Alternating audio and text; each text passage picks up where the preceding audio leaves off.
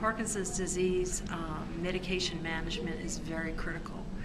And the hospital schedule of giving medications is very different than the individual patient's own schedule of giving himself their medications. So it's very important in the hospital that the staff are aware that the patient has Parkinson's disease, that the special needs of the patient is told to the staff, that if there's anything of relevance, it should be put in the chart so that they know that this patient has special needs. It also helps to speak with the head nurse on the unit so she can communicate to the other staff members who may be taking care of the patient that this patient does have special needs. And the other thing is, often in the hospital you're treated by a hospitalist, which is a doctor who takes over your care while you're in the hospital. It's not your own primary doctor. So you really need to make sure that you communicate your needs to this hospitalist as well.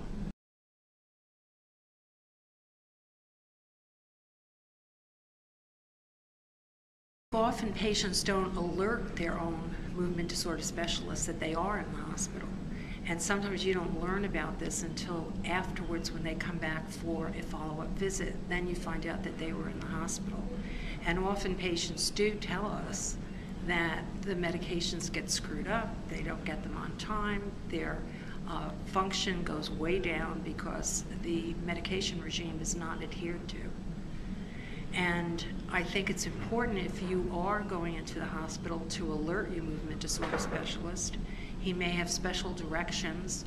The other thing is the hospital staff can call the movement disorder specialist and consult with them.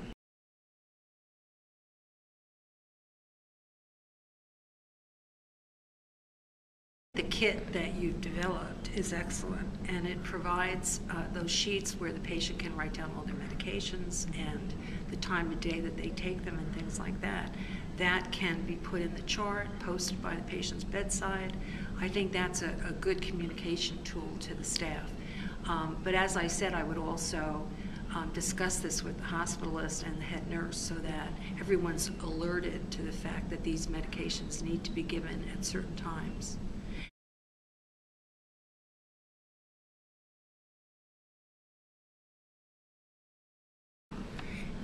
In an emergency, and you end up in the emergency room, obviously these people may not know that much about Parkinson's disease. So you have to alert them to the fact that you do have it, bring the NPF kit with you, wear your ID bracelet, have a medic alert card that is about your Parkinson's disease in your wallet. The other thing is to make sure you tell them exactly, and I would use that form in the kit, where you write down your medications and the time of day when you do. The other thing that is a good idea is to call the movement disorder specialist.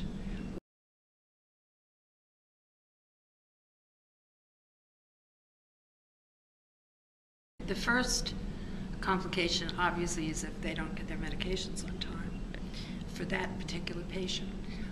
The other thing is if the patient, often elderly patients particularly, can get confused after surgery.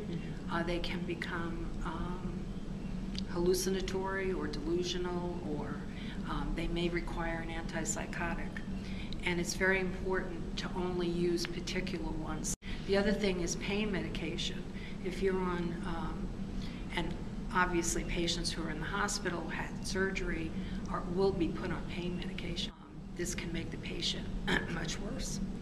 So there's lots of things you have to consider, and it's important to talk to the staff and let them know.